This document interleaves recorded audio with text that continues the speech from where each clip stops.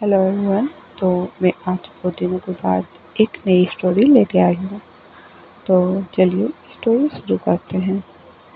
ये स्टोरी कुछ इस तरीके से है कि चाइना के चाइना के सबसे लग्जरियस कार्स जा रही थी। हाँ, चाइना के ये कोई मामूली कार्स नहीं थी। ये माफियाज के कार थे जो कि एक के बाद जा रही थी। ये कार इतने ज़्यादा महंगे और एक्सपेंसिव लग रहे थे। इस कार की इतनी क्लीन थी कि इसके आसपास के लोगों का चेहरा इस कार में साफ साफ दिख रहा था। ये कार एक जगह रुकती है। उस जगह पे बहुत भीड़ थी। इस भीड़ के बीच में से एक बहुत ही ज्यादा मीठी आवाज आ रही थी। इस मीठी आवाज में कह रहे था कि हम हम गुसु गुसु कॉलेज के स्टूडेंट्स हैं और हम हर साल की तरह इस साल भी बच्चों के जिनके हार्ट प्रॉब्लम, किडनी प्रॉब्लम या कोई बड़ी बीमारी होती है तो उसके लिए हम चैरिटी इकट्ठा करते हैं। तो चलिए चलिए जल्दी से कुछ कुछ डोनेट कीजिए। ये कहकर वो ब्यूटीफुल लड़का एक छोटा सा बॉक्स सबके सामने लेके जा रहा है। सभी जने उसके फेस की ओर एक स्माइल देते हुए उस बॉक्स में कुछ न कुछ डाल रहे हैं। कोई पैसे, कोई एक, कोई दो तो कोई 3 पैसों के नोट डाल रहा है। तभी उस गाड़ी में से एक मिडिल एज इंसान की आवाज आती है और वो कहता है भारी आवाज में, ये किस चीज के लिए भीड़ है? उसके ड्राइवर कहता है, सर लगता है कि कुछ हो रहा है। तभी वह एक पोस्टर देखता है और कहता है, देखिए सर, ये पोस्टर लगता है यहाँ चैरिटी हो रही है। ये सुनकर वो मिडिल एज इंसान थोड़ा मुंह बनाता है और कहता है, चैरिटी? लगता है इन लोगों को पता नहीं क्यों। सॉरी दोस्तों, मुझे सर्दी बहुत तेज से हो रखी है। लग चलिए स्टोरी शुरू करते हैं। वो आदमी कहता है, लगता है इन लोगों को पता नहीं कि मैं कौन हूँ। इन लोगों को पता देना होगा। ये कहकर वह अपने कार से बाहर आता है। कार से जैसे ही वो बाहर आता है उसके आगे पीछे दो बॉडीगार्ड आते हैं, दो आगे और दो पीछे। वे आदमी वो अपने कदमों को आगे बढ़ाते हुए उस भीड़ की तरफ जा रहा था। दूसरी तरफ ये लोग चैरिटी इकट्ठा करने में मगन थे। ये कह रहे थे, जल्दी से गरीब बच्चों के लिए मदद कीजिए। उन लोगों का कोई नहीं है, वे अनाथ हैं, तो अनाथों का मदद करना चाहिए। गॉड इससे हमें अच्छी ब्लेसिंग देगा। ये कहते हुए वो सबसे चैरिटी ले रहा था। दूसरी तरफ ये आदमी उस शख्स के पीछे जाके खड़ा हो जाता है। ये आदमी भीड़ को चीरते हुए थोड़ा गुस्से में आगे जा रहा था। तभी वो बॉय उस बॉक्स को बॉय पलटता है और उस बॉक्स को उस आदमी की ओर कर देता है। लेकिन ये मिडिल एज इंसान उस बॉक्स को पहले देखता है और फिर बाद में उस बॉय को। जैसे ही वो मिडिल एज इंसान उस बॉय को देखता है वो वहीं पे खो जाता है। वो उसे देखता ही रह जाता है।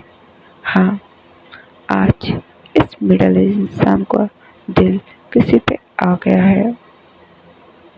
वो लड़का हाथ को उसकी तरफ हिलाते हुए कहता है, hello uncle, hello hello uncle, uncle uncle. लेकिन ये आदमी तो मन ही मन में कुछ और ही सोच रहा है। इसके मन में इसे लेकर कई अरमान हैं, जागने लगे हैं। हाँ, ये मिडिल एज इंसान जिस उम्र में लोग अपनी फैमिली से बाहर निकलते हैं, अपनी फैमिली को, अपने बच्चों को मैरिज कराते हैं, उस उम्र में ये इंसान प्यार में पड़ चुका है। जी हाँ, ये मिडिल एज इंसान उसको देख रहा है। तभी वो फिर से कहता है, अंकल अंकल क्या हुआ, कहाँ खो रहे हो? ये आवाज़ सुनकर उस इंसान का ध्यान टूटता है और वो एक स्माइल देते हुए कहता है, अरे नहीं, कहीं नहीं, बोलो ये चैरिटी किस लिए हो रही है? तभी वो कहता है, अरे अंकल, ये चैरिटी अनाथ बच्चों के लिए हो रही है। क्या आपने पढ़ा नहीं? चलो पढ़ाओ या नहीं, पर आपको बच्चे अनाथ बच्चों की मदद करनी चाहिए। प्लीज़ करिए ना अंकल, इसमें कुछ डाल दीजिए। ये कहता है। तभी वो इंसान अपने बगल में खड़ा अपने पीए की तरफ देखकर इशारा करता है। तभी वो पीए अपना एक चेकबुक निकालकर उसके हाथों में दे देता है। तभी वे मिडिल एज इंसान उस चेकबुक पे साइन करता है। अमाउंट उस लड़के से पूछते हुए कहता है, बताओ क्या अमाउंट बोली? तभी वो लड़का कहता है, सर मैं क्या बताऊँ, मैं तो बस चैरिटी इकट्ठा कर रहा हूँ और जो भी आपकी इच्छा है वो आप दे दीजिए। ये कहकर वह उसकी ओर एक स्माइल करके देखता है। इस स्माइल के ऊपर उसका दिल मानो घायल हो जाता है। वो उस चेकबुक में अपने 5 करोड़ की संख्या डाल देता है और उसमें साइन करके उसके अंदर डाल देता है, उस बॉक्स के अंदर। ये देखकर तो विभूषण का मुंह खुला का खुला नहीं जाता है और कहता है, सर ये तो बहुत बड़ा अमाउंट है। तभी वो कहता है, नहीं ये बड़ा नहीं है, मुझे आज कुछ मिल गया है जिसके लिए ये कुछ भी नहीं है। ये कहकर उसके हंसता है और उसकी ओर देखता है और स्माइल करके वापस अपनी कार की ओर चला जाता है। दूसरी तरफ उस मिडिल एज इंसान के साथ चल रहा उसका पीए मन में कहता है, सर आपने कभी किसी की ऐसा मदद नहीं की है, बल्कि आप तो दूसरों की जान लेने में ज़्यादा इंटरेस्ट रखते हैं।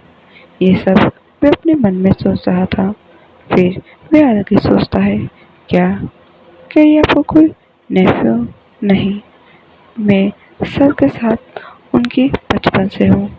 उन्होंने आज तक मैरिज ही नहीं करी है, तो उनका कोई नेफ्यू हो ही कहाँ सकता है। लगता है ये ओमेगा हमारे अल्फा को पसंद आ गया है। ये कह के वो अपने मन में स्माइल करता है पर कहता है, पर क्या सर? ये सोचकर वो शांत रह जाता है।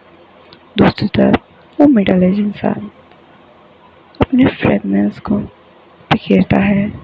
ये फ्रेगनेंस हर कोई बर्दाश्त नहीं कर सकता। ये एक डोमिनेंट अल्फा की फ्रेगनेंस है। ये फ्रेगनेंस जैसे ही रिलीज होती है, सबको पता चल जाता है ये अल्फा आज बहुत खुश है। फिर भी ये फ्रेगनेंस सबका दम घुटा रही थी। ये सभी जाकर कार में बैठते हैं और कार निकलने लगती है। तभी वो मिडिल एज इंसान कहता है,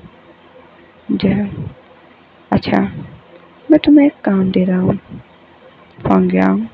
फांग्यांग जाओ इस लड़के की सारी डिटेल्स मेरे सामने लेके आओ। फांग्यांग हाँ मैं सर हिलाता है। तभी कहता है फांग्यांग, यस मिस्टर फॉन्ग क्या? तभी वो उसे घूर के देखता है और कहता है, शांत रहो। और ये कहकर वो बोलता है, पहले जल्दी से कंपनी चलो। दूसरी तरफ यहाँ पे विभूषण अपना फ़ोन निकालता है और फ़ोन निकाल कर वो अपने बॉयफ्रेंड को कॉल करता है और कॉल लगाते ही कहता है, oh my Honey, oh my love, कहाँ हो तुम, जल्दी से आओ। एक दूसरी तरफ से आवाज़ आता है, तुम्हें पता है मैं कहाँ हूँ, मुझे परेशान मत करो फिर, तुम्हें पता है मैं मीटिंग में हूँ। तो कहता है, लानवान जी, क्या तुम मेरे पास नहीं आ सकते हैं? पर ठीक है मैं 2 मिनट में आता हूँ। एक काम करो, मेरी मीटिंग खत्म हो ही चुकी है, तो तुम जहाँ पे हो तुम वहीं पे मेरा इंतज़ार करो, मैं आता हूँ। ये कही गया वो अपनी जगह से उठ जाता है और वो विभूषण की तरफ चला जाता है। दूसरी तरफ विभूषण अपने आप को बहुत ही ज़्यादा होशियार और बहुत ही ज़्यादा ब्रेव फील कर रहा था, क्योंकि उसने अपने अनाथ बच्चों के लिए जो कि अनाथ आश्रम में रहता है, उनके लिए एक बहुत बड़ा अमाउंट ले लिया था। हाँ, आज उसे बहुत खुशी है। थोड़ी देर इंतजार करने के बाद उसके पास एक स्ट्रीम खास लाइन आती है। विभूषण मुंह बनाते हुए कहता है, लाल जी, तुम तुम नहीं सोचोगे, तुम तुम मैंने सिर्फ तुम्हें बुलाया था, ये तुम्हारी कार की लाइन्स का नहीं। तभी लाल जी हंसते हुए कहता है, ओ मेरा होने वाला वाइफ ही गुस्सा हो गया। ये कह के वो उसे अपनी कमर से पकड़ कर उसे अपनी ओर खींचता है।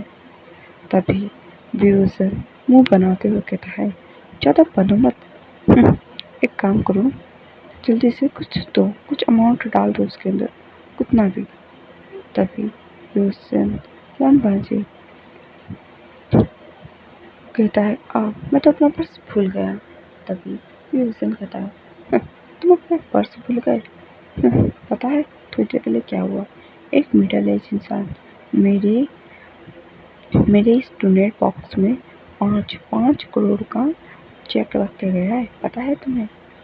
ये कहकर वो उस चेक को निकाल के बाहर रामबाण जी को दिखाता है और कहता है, देखो क्या चेक जाली है, या फिर इस चेक को मुझे बेवकूफ़ बनाने के लिए दिया गया है। तभी रामबाण जी कहता है, दिखाओ। वो चेक देखता है, चेक में एक साइन था। इस साइन को वो थोड़ा जानता पहचानता है, पर इतना भी नहीं। वो कहता है, ओह लगता है इस नाम के इंसान को मैं जानता हूँ। तभी उसके दिमाग में हिट होता है और वो कहता है, वो कुछ सोचता है और कहता है, भी क्या तुम्हें ये अमाउंट किसी मिडिल एज इंसान ने दिया है? बोलता, अरे मैं जैसे क्या कह रहा हूँ, वही तो, एक मिडिल एज इंसान ने मुझे इतना बड़ा अमाउंट का चेक दे दिया है। लगता है वो बुढ़ा सट आ गया है। ये कह के वो हंसने लगता है और कहता है, चलो मैं भी ना अच्छे लोगों के लिए इतने गंदे गंदे शब्दों का इस्तेमाल कर लेता हूँ।